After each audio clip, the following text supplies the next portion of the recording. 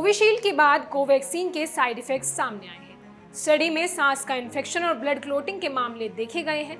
वहीं बनारस यूनिवर्सिटी की स्कॉलर की रिसर्च में साइड इफेक्ट्स का दावा हुआ है। भारत बायोटेक की कोरोना वैक्सीन कोवैक्सीन के भी साइड इफेक्ट्स हैं।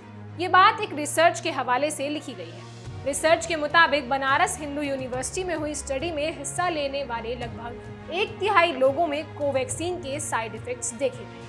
स्टडी में हिस्सा लेने वाले लोगों में सांस संबंधी इन्फेक्शन, ब्लड क्लोटिंग और स्किन से जुड़ी बीमारियां देखी गई।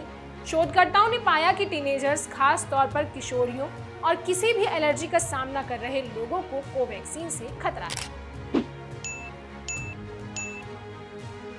हालांकि कुछ दिन पहले वैक्सीन बनाने वाली कंपनी भारत बायोटेक ने कहा था कि उनकी बनाई हुई वैक्सीन सुरक्षित है। यहां तक कि प्रधानमंत्री नरेंद्र मोदी ने भी कोवैक्सीन के 2 डोज लगवाए। लोगों में सांस संबंधी इन्फेक्शन बढ़ रहा है। जिन लोगों को वैक्सीन लगे 1 साल हो गया था, उन 1024 लोगों पर स्टडी हुई। इनमें 635 किशोर और 291 वयस्क शामिल थे। स्टडी के मुताबिक 304 किशोरों और 124 वयस्कों में सांस संबंधी इन्फेक्शन देखी गई। इससे लोगों में सर्दी, खांसी जैसी समस्याएं भी देखी गई। स्किन से जुड़ी बीमारियां भी देखी गई।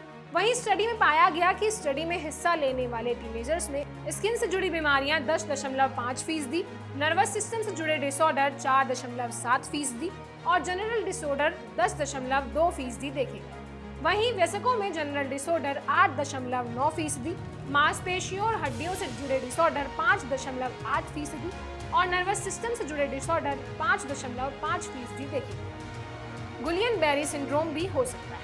कोवैक्सीन के साइड इफेक्ट्स पर हुई स्टडी में 4.6% किशोरियों में मासिक धर्म संबंधी असामान्यताएं यानी अनियमित पीरियड्स की समस्या देखी गई। प्रतिभागियों में आंखों से जुड़ी समस्याएं 2.7% देखी गई। वहीं 0.3% प्रतिभागियों में स्ट्रोक और 0.1% प्रतिभागियों में गुलियन बेरी सिंड्रोम की भी पहचान। गुलियन बेरी सिंड्रोम एक ऐसी बीमारी है जो लकवे की ही तरह शरीर के बड़े हिस्से को धीरे धीरे निशक्त कर देती है। अमेरिका के national institute of neurological disorder and stroke के मुताबिक गुलियन बेरी सिंड्रोम यानी GBS एक रेयर न्यूरोलॉजिकल बीमारी है। 2 मई को कंपनी ने कहा था कि कोवैक्सीन की सुरक्षा का मूल्यांकन देश के स्वास्थ्य मंत्रालय ने किया। कोवैक्सीन बनाने से लगाने तक लगातार इसकी मॉनिटरिंग की गई।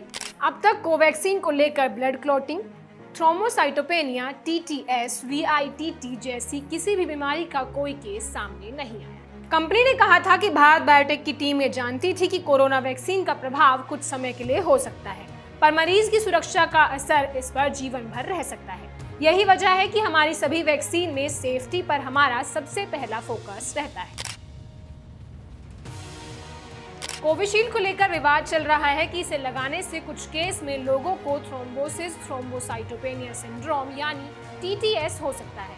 इस बीमारी से शरीर में खून के थक्के जम जाते हैं और प्लेटलेट्स की संख्या गिर जाती है। स्ट्रोक और हार्ट बीट थमने जैसी गंभीर समस्याएं भी हो सकती हैं। दरअसल भारत में सबसे पहली कोरोना वैक्सीन कोविशील्ड है। इसे पुणे की सीरम इंस्टीट्यूट ने बनाया है। Covishield formula British pharma company AstraZeneca से लिया गया है।